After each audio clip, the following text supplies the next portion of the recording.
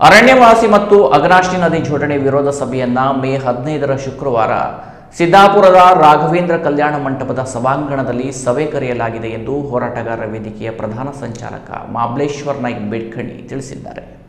ಅರಣ್ಯವಾಸಿ ಮತ್ತು ಅಘನಾಶಿನಿ ನದಿ ಜೋಡಣೆ ವಿರೋಧ ಸಭೆಯನ್ನು ಮೇ 15 ಶುಕ್ರವಾರದಂದು ಸ್ಥಳೀಯ ರಾಘವೇಂದ್ರ ಕಲ್ಯಾಣ ಮಂಟಪದ ಸಭಾಂಗಣದಲ್ಲಿ ಸಭೆ ಕರೆಯಲಾಗಿದೆ ಎಂದು ಹೋರಾಟಗಾರರ ವೇದಿಕೆಯ ಪ್ರಧಾನ ಸಂಚಾಲಕ ಮಾಬ್ಲೇಶ್ವರ ನಾಯ್ಕ್ ಬೇಡ್ಕಣಿ ಪ್ರಕಟಣೆಯಲ್ಲಿ ತಿಳಿಸಿದ್ದಾರೆ.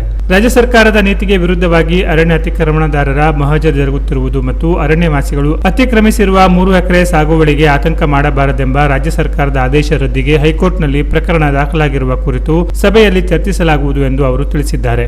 ಅಘನಾಶಿನಿ ನದಿ ಜೋಡಣೆ ವಿರೋಧಿಸಿ ಕೇಂದ್ರ ಮತ್ತು ರಾಜ್ಯ ಸರ್ಕಾರಕ್ಕೆ ಸಲ್ಲಿಸಿದ ಆಕ್ಷೇಪಣಾ ಪತ್ರದ ಸ್ವೀಕೃತಿ ಪ್ರತಿ ವಿತರಿಸುವ ವಿಧಾನದ ಕುರಿತು ಹಾಗೂ ಯುನೆಸ್ಕೋ ವಿಶ್ವ ಪರಂಪರೆಯ ಕೇಂದ್ರದಿಂದ ಹೋರಾಟಗಾರರ ವೇದಿಕೆಗೆ ಬಂದಿರುವ ಉತ್ತರದ ಮಾಹಿತಿಯ ವಿಷಯವನ್ನ ಸಭೆಯಲ್ಲಿ ಚರ್ಚಿಸಲಾಗುವುದು ಎಂದು ಅವರು ತಿಳಿಸಿದ್ದಾರೆ.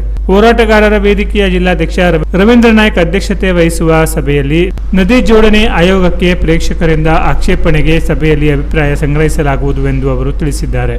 ಆಸಕ್ತರು ಸಭೆಗೆ ಹೆಚ್ಚಿನ ಸಂಖ್ಯೆಯಲ್ಲಿ ಅರಣ್ಯವಾಸಿಗಳು ಆಗಮಿಸಬೇಕೆಂದು ಅಧ್ಯಕ್ಷ ರವೀಂದ್ರ ನಾಯ್ಕ್ ಪ್ರಕಟಣೆಯಲ್ಲಿ ತಿಳಿಸಿದ್ದಾರೆ. Canara Plus News, Siddapura.